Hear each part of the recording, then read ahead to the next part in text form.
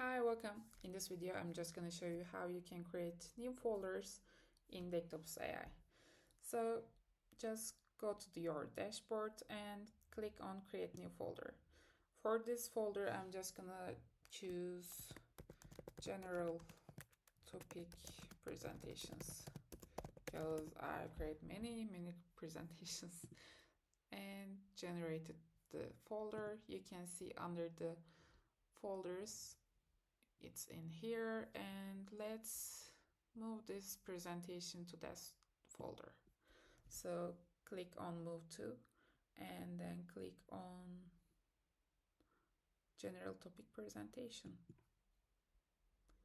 and that's it. Let's see if it's working correctly. And yes, it's worked correctly, and voila, that's it.